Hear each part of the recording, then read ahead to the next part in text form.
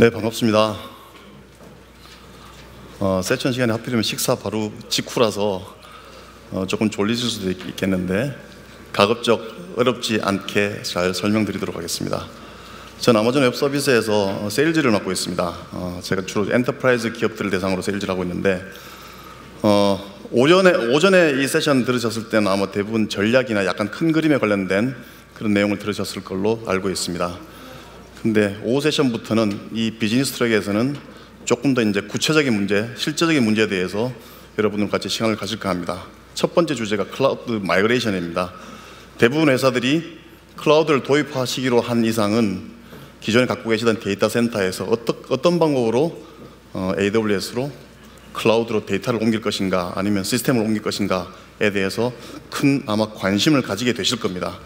그리고 이 문제들을 어떻게 잘 해결하느냐에 따라서 클라우드 프로젝트가 성공적일 것이냐 아니면 실패할 것이냐가 결정될 수도 있을 정도로 매우 중요한 문제입니다.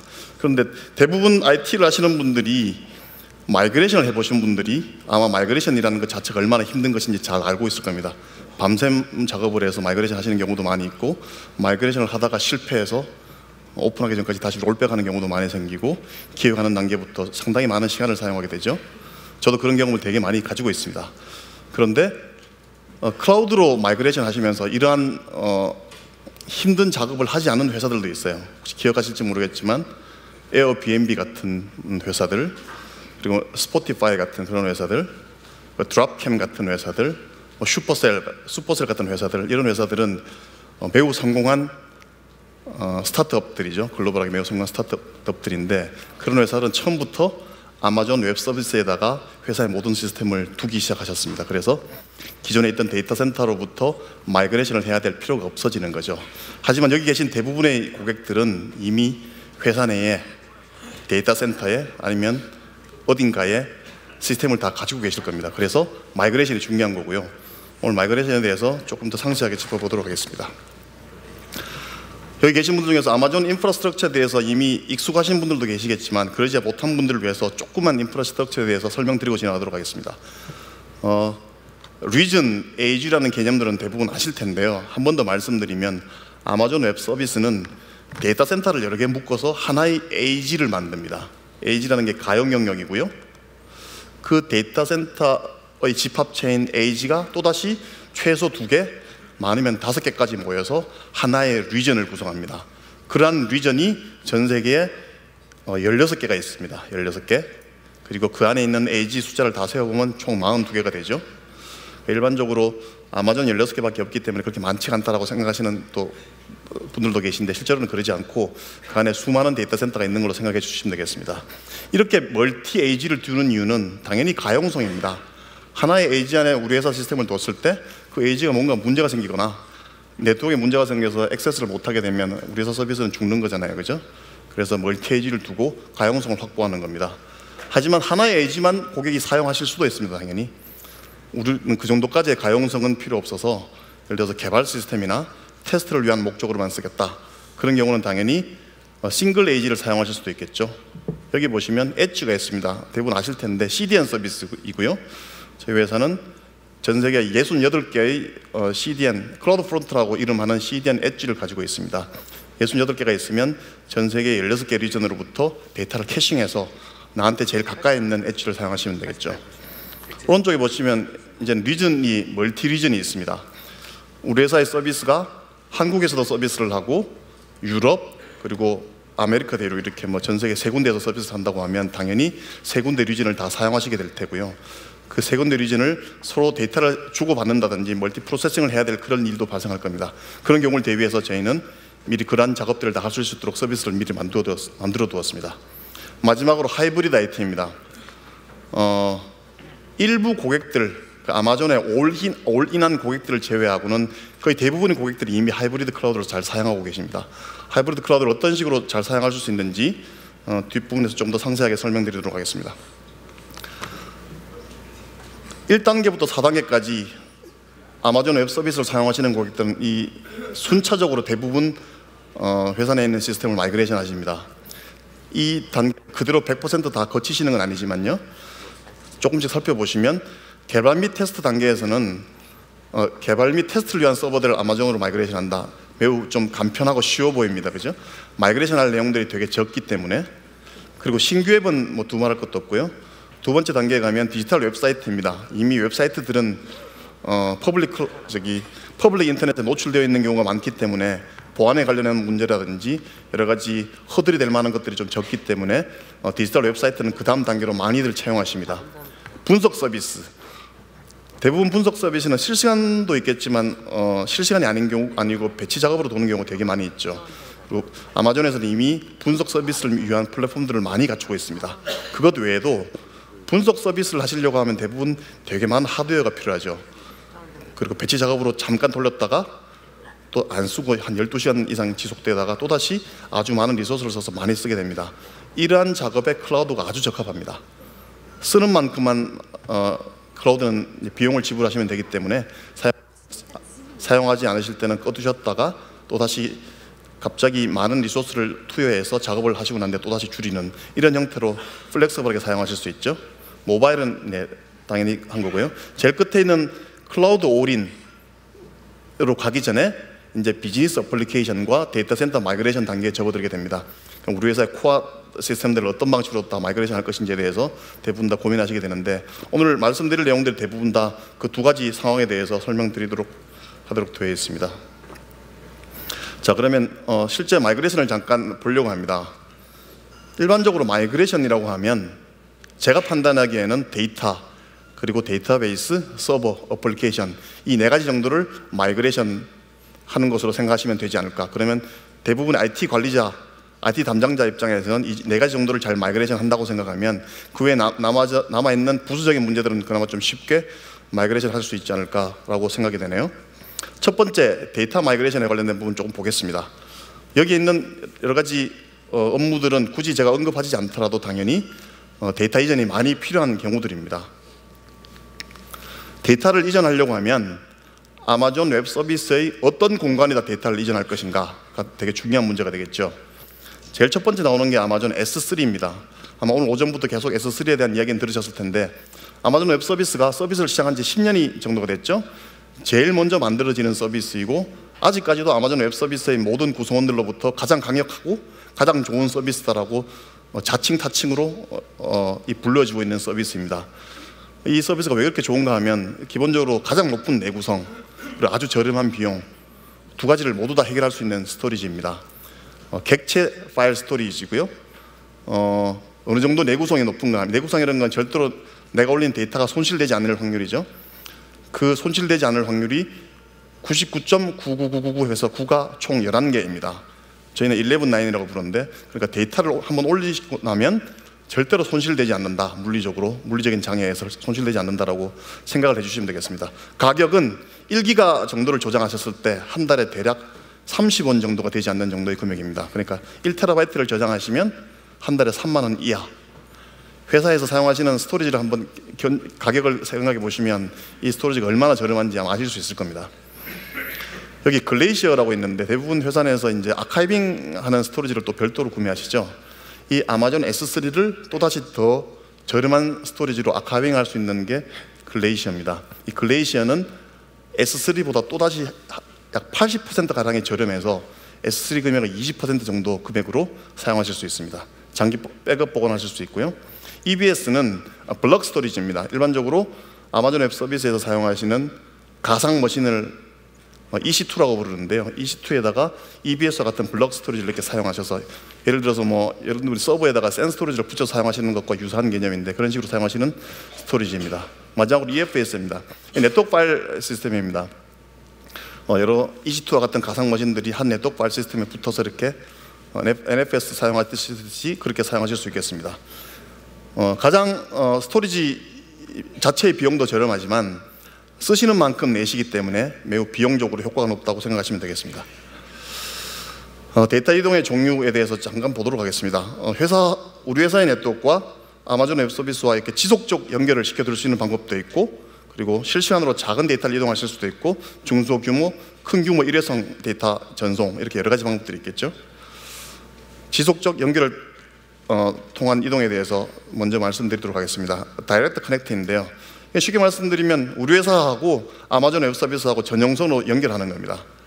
한번 보시면 왼쪽에 보시면 킹스 드림라인 그리고 세종텔레콤 이런 저희 다이렉트 커넥터 파트너들의 이름들이 있습니다. 이런 세 회사가 세 회사 중에 하나와 협업하셔서 이 세 회사가 중간에 있는 로케이션 역할을 하시게 되고 우리 회사하고 아마존 웹 서비스하고 이렇게 전용 회선으로 연결하시는 서비스입니다.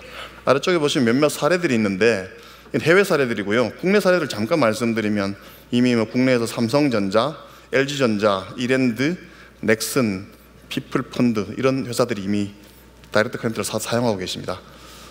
그 외에도 이미 20곳 이상의 국내 고객들이 사용하고 계신데요. 이미 사용하시면서 굳이 사용하시는 걸 퍼블릭하게 이렇게 말씀하시지 않은 고객들도 있으니까요. 다이렉트 커넥터를 쓰신다고 하는 건 이미 프라이빗 클라우드를 잘 사용하신다는 말씀이죠. 컴캐스트라고 하는 회사는 죄송합니다. 컴캐스트라고 하는 회사는 전 세계에서 가장 큰 이 케이블 TV 하는 회사죠. 잘 아시는 그 자회사가 MBC나 유니버설 스튜디오 같은 그런 회사들입니다. 그런 회사는 플래그십 비디오 제품을 일주일에도 몇 번씩 이렇게 클라우드로 디플로이해야 될 그런 필요성이 있는데 하이브리드 클라우드를 사용하셔서 그렇게 디플로이를 하신다고 합니다. 그런 경우에 다이렉트 커넥터가 사용되고요. 헤스 코퍼레이션이라는 회사는 조금 약간 재미있는 사례인데 에너지 기업입니다. 헤스 코퍼레이션은. 그런데 여러 회사 내에 여러 비즈니스들이 있었는데 그 중에서 일부 비즈니스를 이렇게 클라우드에 옮겨서 그 비즈니스만 따로 이렇게 매각시켜야 될 그런 필요성이 있었다고 합니다. 그 매각하기 전에 그 회사의 그 일부 비즈니스들에 대해서 아주 잘 정리해서 클라우드에 올려놓고 시스템을 옵티마이제이션 시켜놓고 난 뒤에 그것만 따로 이렇게 매각을 하셨는데 그러한 목적으로 사용하셨다고 하는데 클라우드를 다들 선호하시기 때문에 그런 식으로 IT가 잘 구성되어 있으면 매각하시기에도 훨씬 편했다고 합니다. 그런 용도로 사용하셨고 굿맨 같은 경우는 제가 스킵하도록 하겠습니다. 방금 말씀드린 걸 물리적 연결 구성도로 잠깐 보도록 하겠습니다. 왼쪽이 고객의 데이터 센터입니다. 그리고 오른쪽이 아마존이고요. 그러면 아까 말씀드린 그 세 파트너 다이렉트 커넥터 로케이션에다가 고객의 라우터와 아마존의 라우터를 두고 둘 사이에 이렇게 크로스 커넥터로 연결하는 방식입니다. 이 그림이 아주 쉽게 잘 설명이 되어 있죠. 그러니까 그냥 쉽게 말씀하셔서 아마존 웹 서비스 내에 내가 사용하는 영역에 대해서 우리 회사와 직접적으로 회선으로 연결한다 이런 서비스라고 생각을 하시면 되겠습니다. 직접 연결하는 서비스가 이 두 번째 서비스가 있습니다. 방금 말씀드린 그 다이렉트 커넥터에서 한 단계 더 나아가서 고객사의 어플리케이션 서버가 아마존 웹 서비스에 있는 스토리지를 좀 원활하게 사용할 수 있는 그러한 서비스입니다. 쉽게 말씀드리면 내가 회사 내에 내 어플리케이션 서버를 사용하는데 그 어플리케이션 서버가 저장하는 데이터가 로컬에 저장되는 것처럼 보이지만 실제로는 클라우드에 저장되고 있는 아까 말씀드린 S3 같은 스토리지가 무한대로 사용하실 수 있거든요. 스토리지가 우리 회사 스토리지는 예를 들어서 현재 90% 쓰고 있는데 어떻게 증설을 할까 그런 고민하실 필요 없이 쓰는 만큼 내시는 거니까 무한대로 사용하실 수 있습니다. 아주 안전하고요. 그런 스토리지를 회사 내 어플리케이션 사용하시면서 스토리지 걱정 없이 사용하실 수 있는 그런 서비스라고 생각을 하시면 되겠습니다. 조금 더 상세하게 보시면 여기 있는 어플리케이션 서버가 스토리지 게이트웨이 어플라이언스라고 되어 있는 버추얼 머신에다가 스토리지 게이트웨이 소프트웨어를 설치한 버추얼 머신을 가지고 계시고 이 어플리케이션 서버에서는 스토리지에 여기 이 어플라이언스는 당연히 캐싱을 위해서 스토리지가 좀 필요하겠죠. 그러면 이 어플리케이션 서버는 데이터를 여기에 저장한다고 생각하는데 실제로는 여기를 거쳐서 AWS에 있는 S3나 글레이시어 그리고 EBS 같은 이런 스토리지에 저장되는 이런 구조입니다. 이 스토리지 게이트웨이는 약 3가지 정도의 사용 방법이 있습니다. 사용 시나리오가 있는데 파일 게이트웨이는 방금 말씀드린 것처럼 S3를 파일 서버 사용하는 것처럼 그렇게 사용하시는 겁니다. 회사 내 파일 서버 상당히 많이 가지고 계시죠. 그리고 그 스토리지를 확장하기 위해서 여러 가지 노력들을 많이 하시는데 S3를 그냥 파일 서버처럼 그렇게 사용하실 수 있는 그런 사용 방법이라고 하실 수 있겠습니다. 모데나 같은 회사가 데이터 클라우드를 구현하기 위해서 모든 데이터를 S3에다 두고 회사 내 여러 시스템이 S3를 둘러싸서 이렇게 사용하게 되는, 그러니까 데이터 클라우드를 구현하기 위해서 그렇게 사용하셨고요. 두 번째, 볼륨 게이트웨이입니다. 회사 내에 있는 데이터가 들어있는 볼륨을 그대로 아마존으로 이렇게 옮기는 그런 기능입니다. 그러니까 볼륨을 옮긴다는 것은 데이터를 클라우드로 옮기기 위한 목적도 있겠지만 재복구용으로 사용되겠죠. DR용으로 볼륨을 그대로 옮겨놓고 난 뒤에 양쪽 다 같이 구동한다든지, 아니면 여기에서는 일단 다운시켜 놓고 여기서 뭔가 문제가 발생하면 여기서 온시켜서 사용하실 수 있는 그런 시나리오가 가능하게 됩니다. 마지막으로 테이프 게이트웨이입니다. 스토리지 게이트웨이라는 서비스가 나오고 난 뒤에 가장 많이 사용된 기능이 테이프 게이트웨이인데요. 회사 내에서 백업 대부분 많이 하시는데 백업 디바이스 그리고 백업을 위한 스토리지 같은 것들이 대부분 회사 내에서 어느 정도 시간이 지나면 비용 문제 그리고 관리 문제 때문에 상당 부분 골치 아픈 영역 중에 하나로 자리를 잡습니다. 저도 그런 경험이 많이 있고요. 이 테이프 게이트웨이는 회사 내에 사용하시는 백업 테이프하고 테이프 자동화 장비를 다 제거하시고 모두 아마존의 S3를 통해서 그렇게 백업을 할 수 있는 방법입니다. 만일에 기존에 있는 백업 테이프하고 테이프 자동화 장비를 그대로 쓰시고자 하는 경우에도 2차 백업을 위해서 또다시 아마존 S3를 사용할 수 있고요. 이렇게 세 가지 시나리오로 스토리지 게이트웨이를 사용하실 수 있겠습니다. 자, 그럼 지금 지속적 연결은 보셨고요. 중소규모 데이터를 어떤 방식으로 아마존으로 이동할 수 있을지에 대해서 살펴보도록 하겠습니다. S3로 데이터를 일단 뭔가를 옮기셔야 될 텐데, 아마존 S3라는 스토리지가 아무리 좋아도 우리가 갖고 있는 파일 사이즈가 너무 크게 되면 옮기는 당연히 시간이 많이 걸리게 됩니다. 인터넷을 통해서 데이터를 옮겨야 되거든요. 하지만 기본적으로 S3는 멀티파트 병렬 업로드를 지원합니다. 멀티파트, 멀티스레드, 멀티머신을 활용해서 여러 가지 잘게 청크로 쪼개서 이렇게 데이터를 병렬로 보내실 수 있습니다. 아마존 웹 서비스의 서울 리전이 있죠. 그러면 대부분 고객사의 시스템이 국내에 있다고 가정하면 서울 리전까지 보내는 데는 이런 방식으로 보내시면 아마 상당히 많은 효과를 보실 수 있을 걸로 예측이 됩니다. 단 해외에 있는 리전을 사용할 경우 인터넷을 쓰셔야 되기 때문에 이렇게 보낸다고 하더라도 병목 형상이 발생할 수가 있겠죠. 그래서 S3 Transfer Acceleration이라는 기능을 사용하실 수 있습니다. 이 기능은 아까 제일 서두에서 말씀드렸던 저희 CDN 서비스인 클라우드프론트의 엣지가 전 세계 68군데에 있다고 말씀드렸습니다. 이런 경우 사용자가 먼 지역에 있는 S3로 데이터를 옮기려고 하면 인터넷 트래픽 때문에 이렇게 속도가 느려지겠죠. 하지만 가까이 있는 엣지 로케이션에다가 데이터를 올리면 그 다음부터 엣지 로케이션에서부터 아마존 리전까지는 비록 거리는 멀지만 아마존이 이미 그 네트워크를 옵티마이즈 시켜 두었습니다. 그렇기 때문에 훨씬 인터넷으로 바로 보내는 것보다는 훨씬 더 속도를 증가시키실 수 있고요. 가장 좋은 점은 추가 비용이 없다는 점입니다. 여기서 바로 올리는 비용과 이게 통해서 가는 비용이 속도는 훨씬 빠른데 또 비용을 지불하지 않으셔도 됩니다. 아래쪽에 사례가 3개 정도 있는데요. 대부분 이런 걸 쓰시는 고객들은 성능 향상을 많이 보시는 고객들이 비디오 이미지 같은 걸 취급하시는 회사들입니다. Frame.io라는 회사는 특정 경우에 약 500% 정도 업로드 성능을 향상시키셨다고 합니다. 그리고 존트라는 회사는 12시간 걸리던 업로드 시간을 4시간에서 6시간 정도로 이렇게 단축시켰다고 합니다. 그리고 허들이라는 회사는 약 50% 이상의 시간을 절감시키셨다고 합니다. 제가 직접 만나본 고객들 이 기능을 테스트해 보시고 많이들 채용하셨는데 제 느낌상으로는 엔터프라이즈에서 일반적으로 약 25%에서 한 50% 정도는 기본적으로 시간을 절감하실 수 있는 그런 효과가 있을 걸로 판단을 합니다. 예, 그러면 이제 약간 큰 규모의 일회성 이동에 대해서 같이 보도록 하겠습니다. 임포트 익스포트 서비스인데요. 이 서비스는 약간 쉽게 말씀드리면 여러분이 회사에 있는 디스크를 떼다가 아마존으로 보내주시면 아마존이 직접 S3에다가 데이터를 복사해드리는 서비스입니다. 아무 디스크나 다 되는 건 아니고요. 여기 보시면 eSATA 그리고 USB 2, 3 정도로 연결된 드라이브를 지원합니다. 6TB가 맥스인데 어레이로 16TB 정도까지 지원합니다. 이걸 인터넷으로 네트워크로 보내셔도 되겠지만 조금 더 빨리 보내시고자 하는 경우에는 이런 서비스를 사용하시면 되죠. 그런데 예를 들어서 6TB, 16TB 이 정도 가지고는 도저히 우리 회사에 있는 수많은 데이터를 옮길 수 없다라고 판단하시는 고객들이 있을 것 같아서 약간 재미있는 서비스가 나왔습니다. 이거 보시면 어떻게 보시면 철가방이라고 표현하시는 분들도 있는데요.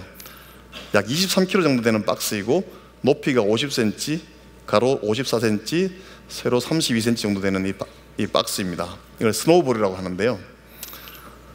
모든 데이터가 완전히 암호화되고 있는데 대용량 데이터를 저희가 이 박스를 고객사에 전달해드리면 대용량 데이터를 실으셔서 UPS를 통해서 빨리 이동해 주시면 아마존 웹 서비스에서 직접 업로드해드리는 그런 서비스입니다. 여기 보시면 이 동시에 사용하실 수 있거든요. 하나당 약 50TB짜리 박스가 있고 80TB짜리 스노우볼이 있습니다. 그런데 예를 들어서 50TB짜리를 5개 동시에 사용하셨을 때 250TB를 약 일주일 정도 되면 우리 회사에서 아마존까지 보내실 수 있습니다. 데이터를 다 업로드하실 수 있습니다. 250TB가 어느 정도 되는지에 대해서 제가 인터넷으로 계산을 한번 해봤거든요. 예를 들어서 내가 인터넷으로 그 데이터를 250TB를 보냈다. 작년 1분기에 전 세계 인터넷 속도가 평균이 6.3Mbps라고 합니다. 한국은 1등인데요. 29Mbps였습니다. 우리나라 인프라가 되게 좋죠. 하지만 그래도 29Mbps 가지고 250TB를 전송하려고 하면 계산해보면 830일이 걸립니다. 그러니까 2년 이상이 걸린다는 거죠. 250TB 보냈는데 인터넷으로 그냥 던지시면 2년 이상 걸리게 됩니다. 하지만 이 서비스를 사용하시면 일주일이면 데이터를 전송하실 수가 있죠.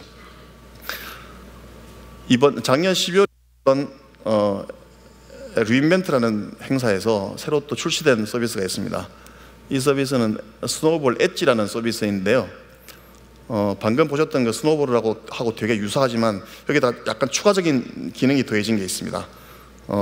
고객들 중에는 데이터를 단순히 아마존 옮기는 것에 관심이 있을 뿐만이 아니고 그 스토리지 자체가 뭔가 컴퓨팅 기능이 있었으면 좋겠다.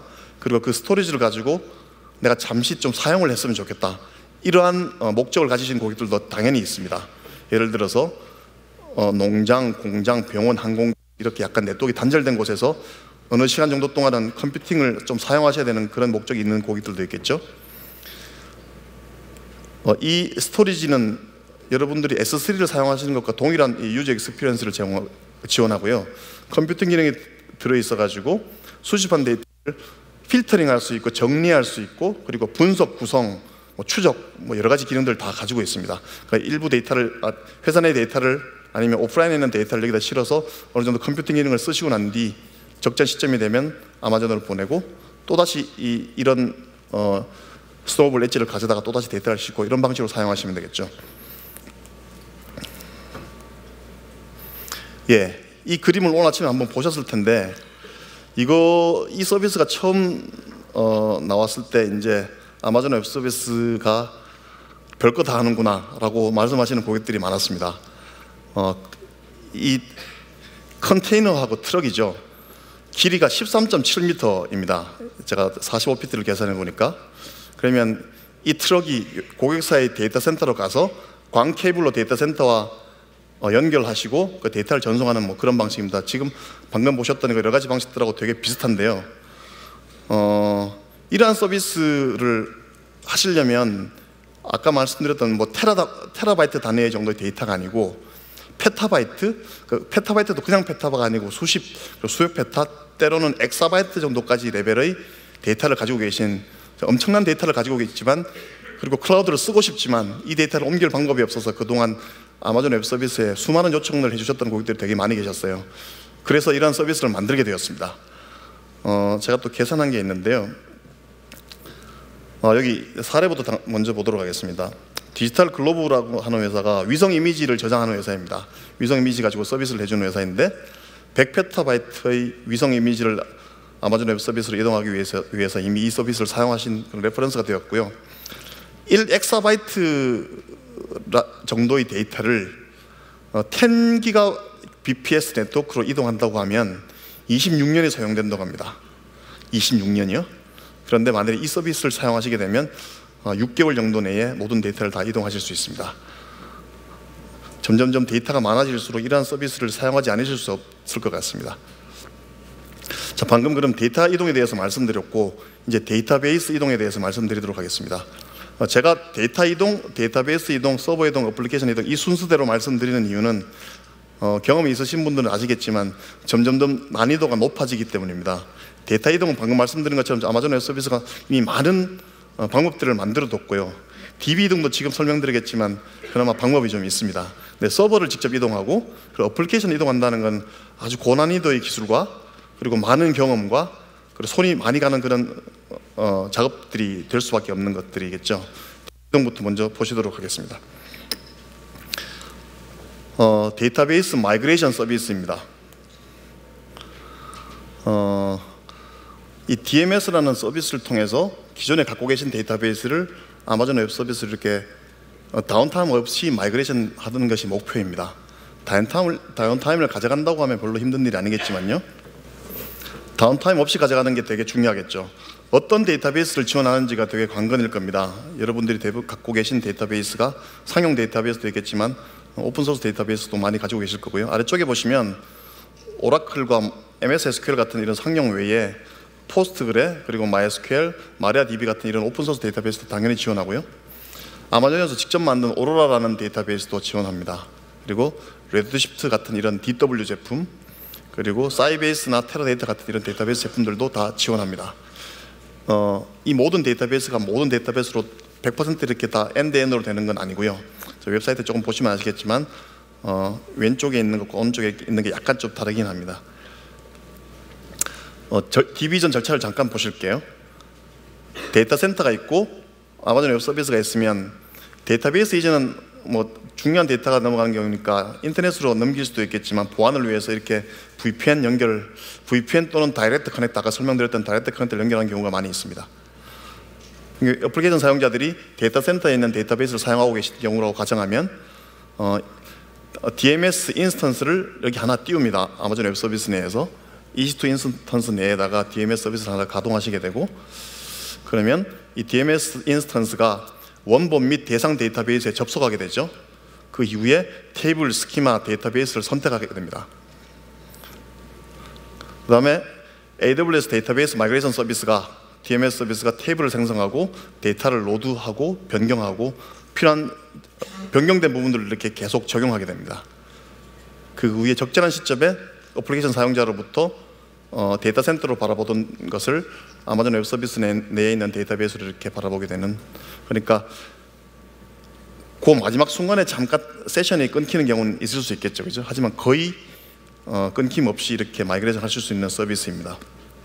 이 서비스는 제가 맡고 있는 고객들도 지금 되게 많이 사용을 하고 계신데요.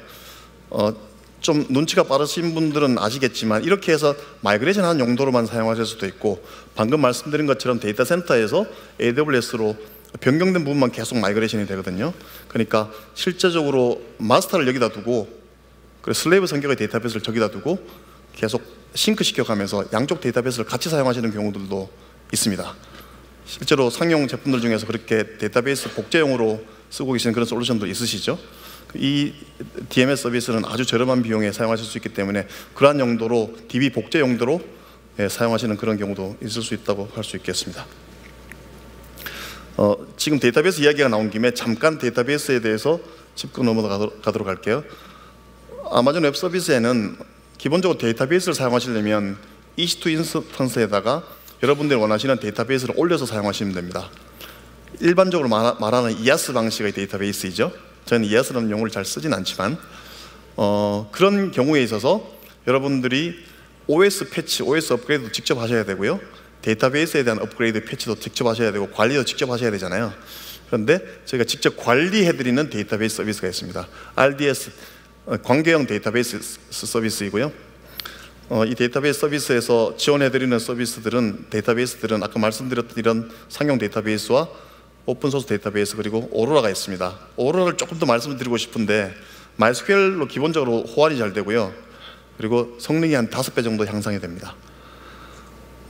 상용 데이터베이스급 성능인데 가격은 약 10분의 1 정도밖에 되지 않는 그런 서비스입니다. 아마존에 지금 가장 밀고 있는 제품이라고 생각하시면 되겠습니다.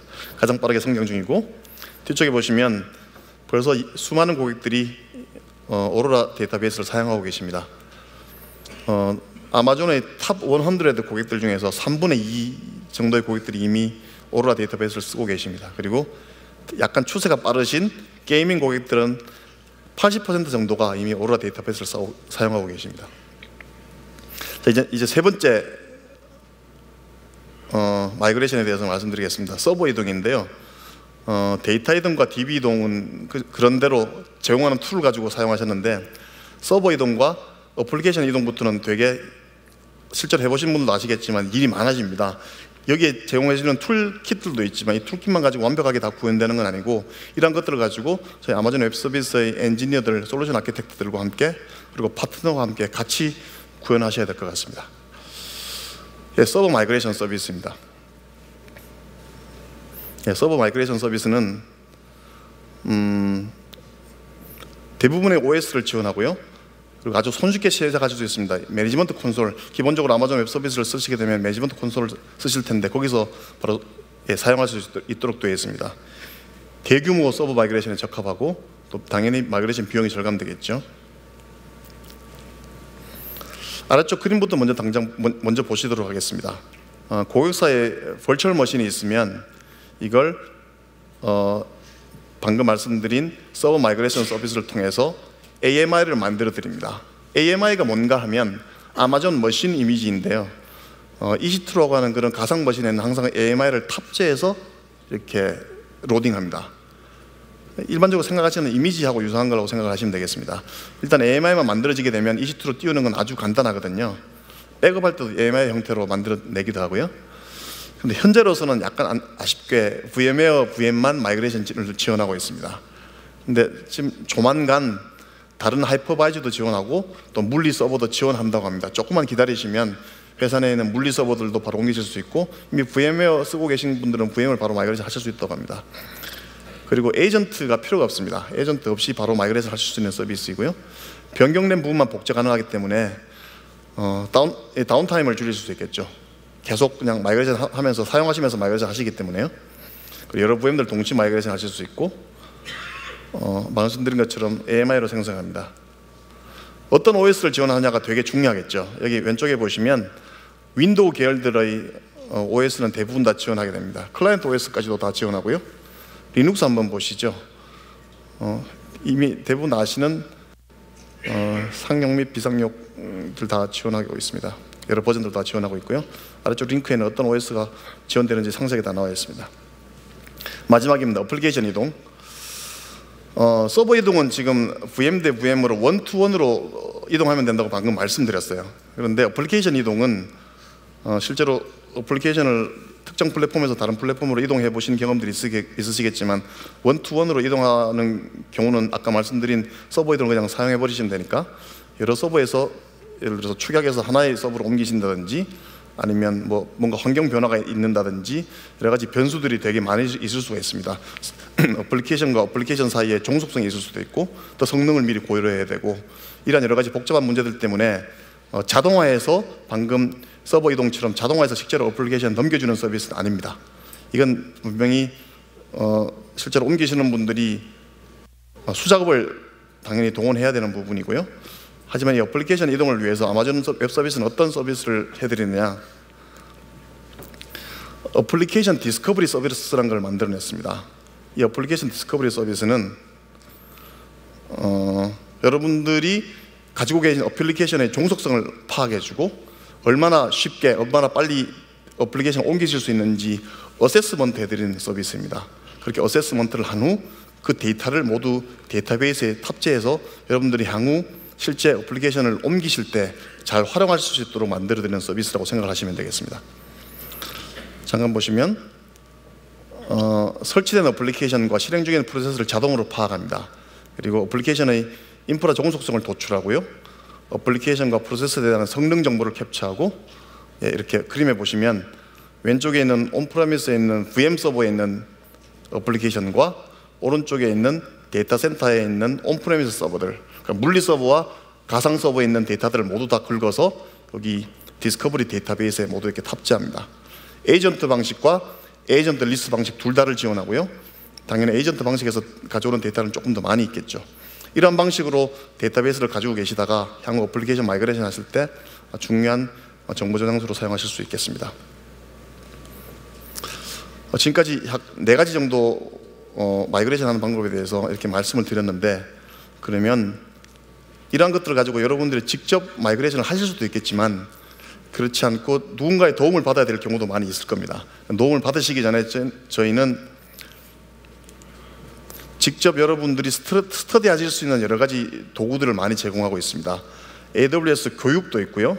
그리고 문서 자료도 있고요. 아마존 웹 서비스에 관련된 내용들을 검색하시기 가장 좋은 방법은 구글에서 AWS 치시고 그다음에 필요한 문구를 딱 치시면 거의 대부분의 문서들이 쉽게 잘 검색이 됩니다. 그렇게 한번 검색하시면 되고요. 그리고 이렇게 직접 스터디하시는 것 외에 저희 아마존 웹 서비스의 직원들이 어떤 방식으로 도와드리는가를 말씀드릴게요. 기본적으로 세일즈를 맡고 있는 어카운트 매니저들 분들이 계시고, 이 솔루션 아키텍트들은 실제로 고객들이 아마존 웹 서비스를 뭔가 구성하시려고 할 때 내가 만든 이 아키텍처가 제대로 맞는 건지 아닌지 좀 알기 힘드실 경우가 많이 있잖아요. 그럴 때 이런 분들이 직접 방문하셔서 여러분 아키텍처를 리뷰해드리고 어떤 식으로 수정하면 될지를 가이드를 드립니다. 그리고 기술 지원 담당 서포트, 이건 서포트 계약에 의해서 추가적인 기술 지원 서비스를 받으실 수 있습니다. 그리고 저희 컨설팅 서비스도 같이 있고요. 그럼 이 아마존 웹 서비스 직원들이 제공하는 이런 서비스들 외에 추가적으로 아마존에 수많은 파트너들이 있는데, 오늘 바깥쪽에 부스 보시면 수많은 파트너들이 파트너 각자의 솔루션과 그 매니지드 서비스를 가지고 여러분께 서비스를 제공해 드릴 수 있다라고 이렇게 소개해 드린 걸 많이 보셨을 겁니다. 이런 방식으로 아마존 웹 서비스를 사용하시면 되겠습니다. 예, 여기까지 오늘 마이그레이션에 대해서 말씀드렸습니다. 끝까지 집중해 주셔서 감사드립니다. 감사합니다.